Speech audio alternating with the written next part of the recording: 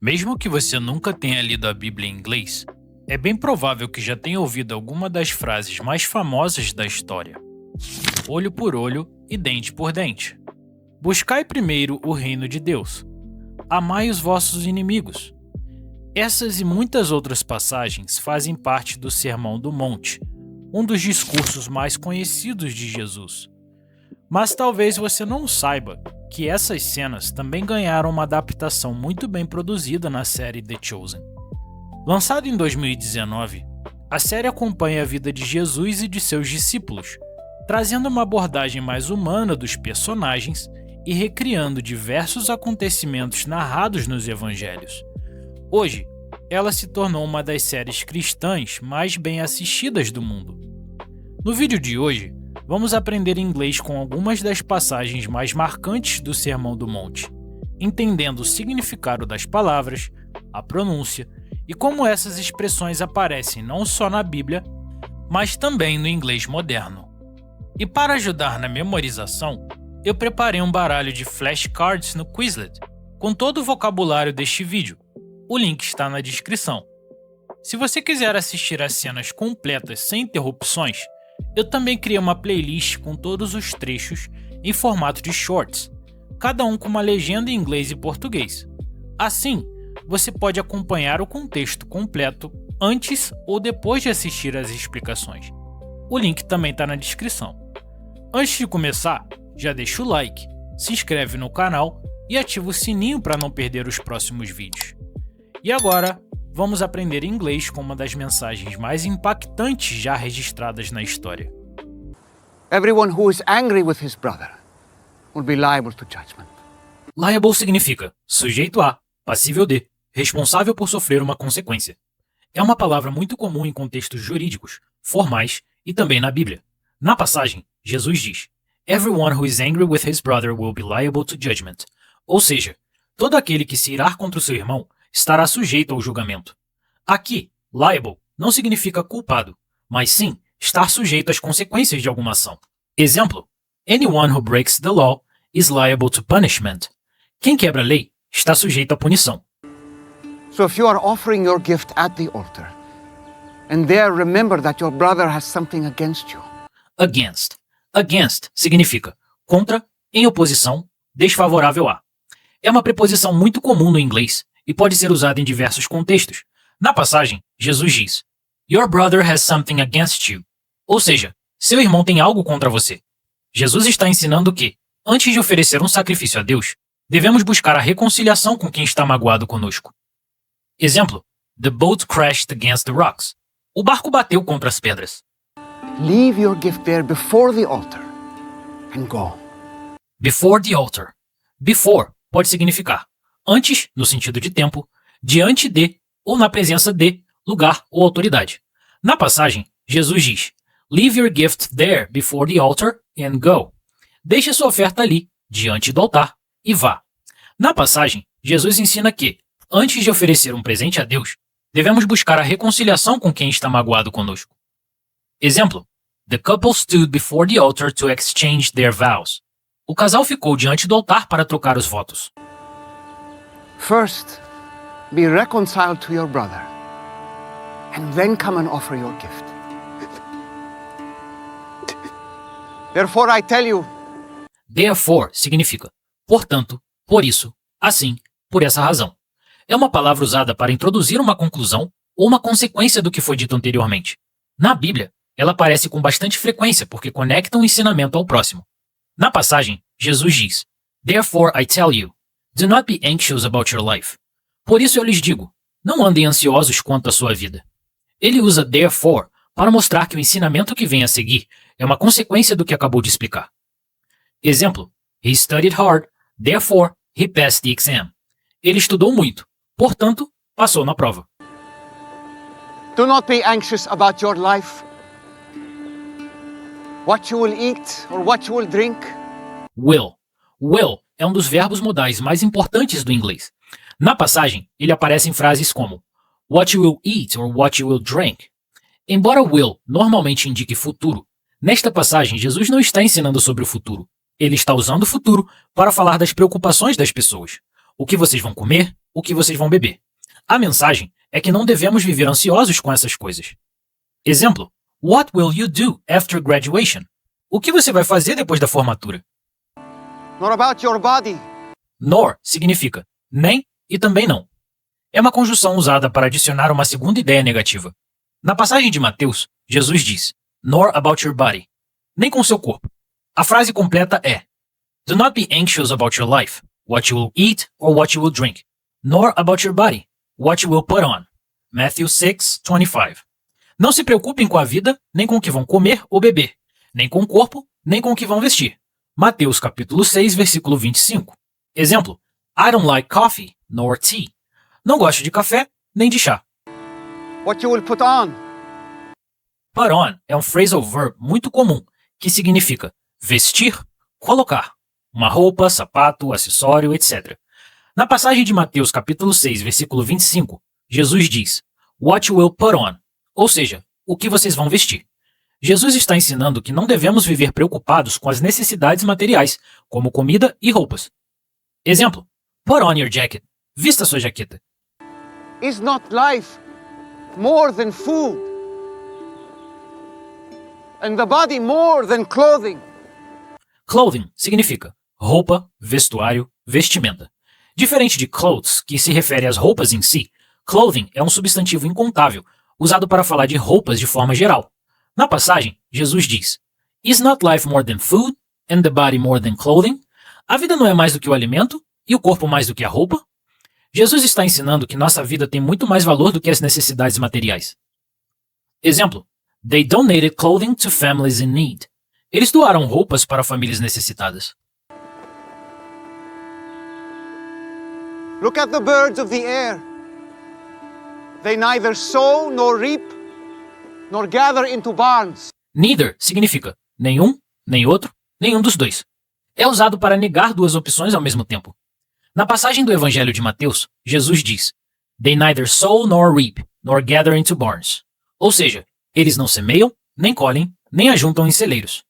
Jesus está falando sobre os pássaros, mostrando que eles não cultivam alimentos nem armazenam provisões, mas ainda assim, Deus cuida deles. Exemplo, Neither of them knew the answer. Nenhum dos dois sabia a resposta. Gather into barns. Gather into barns significa armazenar em celeiros, guardar a colheita em celeiros. Na agricultura, depois da colheita, os grãos eram levados para barns, celeiros, onde eram armazenados para uso futuro. Na passagem, Jesus diz, They neither sow, nor reap, nor gather into barns. Eles não semeiam, nem colhem, nem armazenam em celeiros. Jesus está falando dos pássaros. Eles não plantam, não colhem e não fazem estoque de comida, mas mesmo assim, Deus cuida deles. Exemplo, Farmers gather the wheat into barns before winter. Os fazendeiros armazenam o trigo em celeiros antes do inverno. Yet your heavenly Father feeds them. Are you not of more value than they? Yet. Yet significa ainda assim, mesmo assim, no entanto, contudo. É uma palavra usada para criar um contraste entre duas ideias. Na passagem e na cena de The Chosen, Jesus diz, Yet your heavenly Father feeds them. Mesmo assim, o Pai Celestial alimenta eles. Jesus acabou de dizer que os pássaros não plantam, não colhem e não armazenam alimentos. Yet introduz o contraste. Mesmo sem fazer tudo isso, Deus continua cuidando deles. Atenção! Yet pode ter dois usos diferentes. O primeiro é de conjunção, como nesta passagem, que significa porém, contudo, ainda assim. O segundo uso é de advérbio, que significa ainda. Exemplo, I haven't finished yet. Eu ainda não terminei. Curiosidade. Na conversa do dia a dia, muitas vezes os nativos substituem yet por but e still. Exemplos. He was tired, but he kept working. Ele estava cansado, mas continuou trabalhando. He was tired. Still, he kept working. Ele estava cansado. Mesmo assim, ele continuou trabalhando. Mas em textos formais, literários e bíblicos, yet é muito comum. And which of you by being anxious? Which. Which significa qual, quais, quem, em alguns contextos. É um pronome muito comum, usado para fazer perguntas quando existe um grupo de opções. Na passagem bíblica, Jesus diz, And which of you, by being anxious, can add a single hour to his span of life? E qual de vocês, por andar ansioso, pode acrescentar uma única hora à sua vida? Jesus faz uma pergunta retórica, A resposta implícita é ninguém. Ele usa essa pergunta para mostrar que a ansiedade não muda o futuro nem aumenta a nossa vida.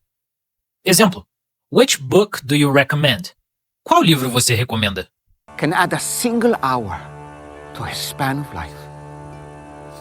Therefore, do not be anxious, saying, What shall we eat? What shall we drink? Span of life. Span of life significa tempo de vida, duração da vida, expectativa de vida. No sermão, Jesus diz: Which of you, by being anxious, can add a single hour to his span of life?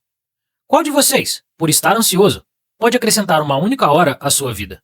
A expressão span of life se refere ao período que uma pessoa vive, do nascimento até a morte. Jesus faz uma pergunta retórica para mostrar que a ansiedade não consegue prolongar a nossa vida. Exemplo: Scientists study what affects the human span of life. Cientistas estudam o que influencia a duração da vida humana. Or what shall we wear? For the Gentiles seek all these things, and your heavenly Father knows you need them all. Na Bíblia, em textos mais antigos, for é frequentemente usado com o sentido de pois ou porque. For God so loved the world that he gave his one and only Son, that whoever believes in him shall not perish, but have eternal life. Porque Deus amou o mundo de tal maneira que deu seu Filho unigênito, para todo aquele que nele crê não pereça, mas tenha vida eterna. João 3,16. Exemplo: Do not worry, for I am with you. Não tenha medo, pois eu estou com você. But seek first the kingdom of God and his righteousness. Righteousness significa justiça, retidão, integridade moral. Na Bíblia, essa palavra vai além da ideia de cumprir leis. Ela se refere a viver de acordo com a vontade de Deus, fazendo o que é certo e buscando uma vida justa. Na passagem de Mateus 6,33, Jesus diz: But seek first the kingdom of God and his righteousness. Mas busquem primeiro o reino de Deus e a sua justiça. A mensagem é clara. Antes de buscar bens materiais ou viver preocupado com o futuro, devemos colocar Deus e seus princípios em primeiro lugar. Exemplo: He lived a life of righteousness. Ele viveu uma vida de retidão. And all these things will be added to you. So whatever you wish that others would do to you, do also to them. Also significa também, além disso. É uma das palavras mais comuns do inglês e serve para adicionar uma informação à frase. No ensinamento de Jesus, ele diz: Do also to them. Façam também a eles. Essa é a continuação da chamada regra de ouro. So, whatever you wish that others would do to you, do also to them. Tudo que vocês querem que os outros façam a vocês, façam também a eles. Aqui, also reforça a ideia de reciprocidade. Da mesma forma que você deseja ser tratado, trate os outros. Exemplo: He bought a book and also a notebook. Ele comprou um livro e também um caderno. Antes de terminar, eu quero deixar uma expressão bônus que apareceu algumas vezes durante a cena. Durante o vídeo, você viu frases como What shall we eat?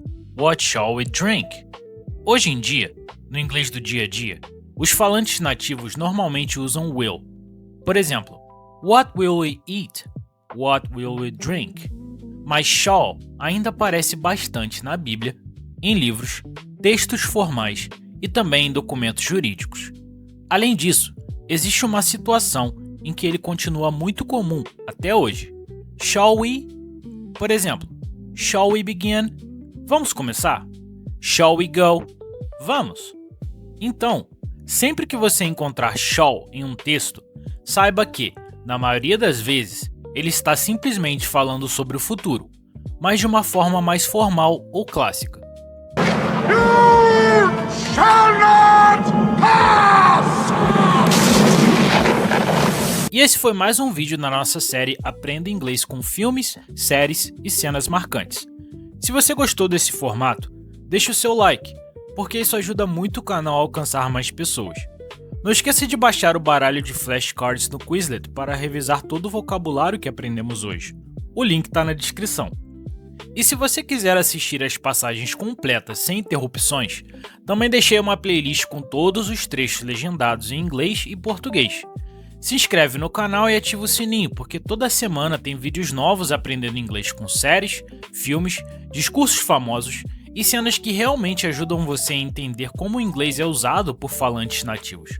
Muito obrigado por assistir e até o próximo vídeo.